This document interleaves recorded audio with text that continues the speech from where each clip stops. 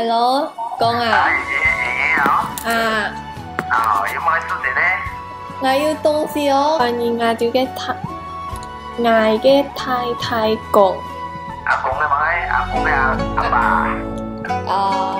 Monks are Hakka and Taoists, which choose to live in Guangdong, China.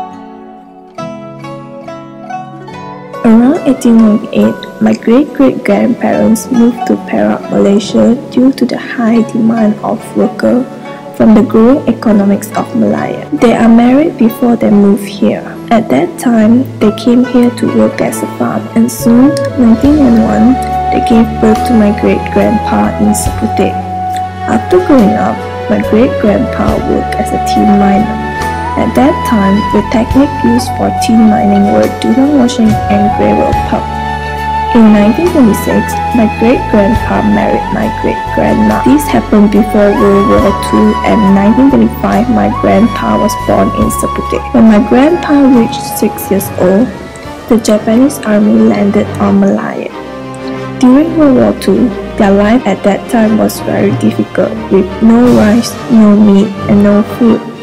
They only had their self-planted sweet potatoes and papaya as their meals. My great-grandpa family emigrated to Toronto.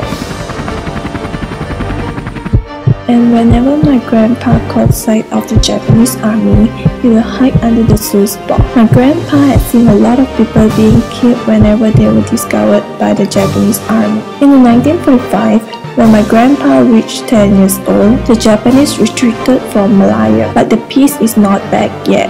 There were a lot of parties fighting among themselves and self-destructing. The life at that time is still difficult for about 10 to 20 years, with a lot of killing, robbery, and violence. A settlement is not possible for them. My grandpa was given the opportunity to study only for a limited time, which is 2 years. After that, he worked as a rubber tapper at Tanjung Malim, Perak until he was 16, while my great-grandpa still worked as a tin miner. Then, he switched job to a logger at Beras, Perak, and soon met my grandma. They get married at Toronto in 1959. Then, they moved to Beras, which is my grandma's hometown. On the other hand, my great-grandpa moved from Toronto to Taiping and became the head of a mine, which is known as Kapala. My dad, uncle, and aunt were born during 1960 to 1968. In 1970, my great-grandpa passed away. In 1987, my dad furthered his study in University Malaya and graduated after 4 years. During the period of time, he met my mom. They get married on 1993 and settled down in Subanjaya after giving birth. 每年要拜好多錢嘅係嘛？拜乜嘢？好像過年啊。 Every first month in lunar calendar is Chinese New Year. Chinese New Year marks the starting of a year for Chinese. During Chinese New Year, the offerings that are needed include whole chickens, which symbolize togetherness of the family, cock, which means strength and abundant blessing, leeks, year cakes, also known as yen cow, that increasing prosperity every year, biscuits and sweets, prawn crackers, dried fruit that represent gold, which brings fortune, cabbage, which symbolize wealth, and mandarin orange. Which is also known as Tom Sweeping Days, is on the 27th of second month in lunar calendar. It's a day we need to visit and clean out our ancestor graves. On this day, the offerings that are needed are gold and silver, money, clothes. These three of offerings are meant to be used by our ancestors in their afterlife. Rice wine, tea, candles, and chicken are also offered. Every 5th of 5th month in lunar calendar is Dragon Boat Festival. This festival is carried out to commemorate the death of Yuan.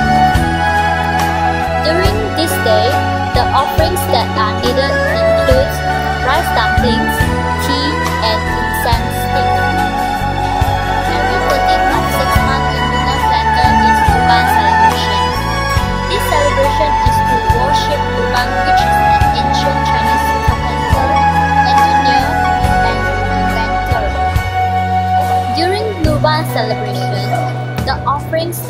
needed includes incense sticks, chicken, and pork. On this day, the employer will treat the employees to a meal and let them off from work for a day. This festival is on the 14th of 7th month in lunar calendar. This festival signifies the opening of gate of hell. Therefore, we are advised to not go out at night by the elderly. The offerings that are needed includes candles, tea, gold and silver, and money. The 15th of 8th month in lunar calendar is Mooncake Festival. Mooncake Festival is to celebrate the end of the autumn harvest. During Mooncake Festival, the offerings that are needed include incense sticks, tea, mooncake that represent reunions, and pomelo that symbolizes good health. At night, children also stroll with their lantern.